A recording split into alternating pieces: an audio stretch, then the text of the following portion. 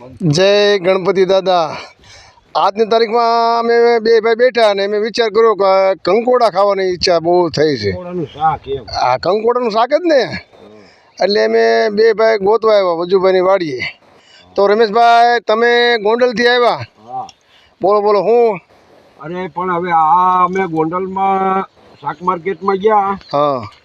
અને આ દેશી વસ્તુ ભાળી ગયો. હા. એટલે મેં કીધું ભાઈ કંકોડા કેમ તમે આપ્યા? તો કે કાકા 60 રૂપિયાના 250. ઓહો હો, 60ના 250. તો કીધું આ કેટલાના કિલો થયા? એટલે પછી આજે ગોંડલથી અહીંયા આવ્યા. એટલે વિચાર આ એવો આવ્યો કે હાલો ને વજુભાઈની વાડીએ જઈએ આપણે અને કંકોડા વીણી. એટલે આ જો આ કંકોડા તમને બતાડું હું. કંકોડા સાથે એમ?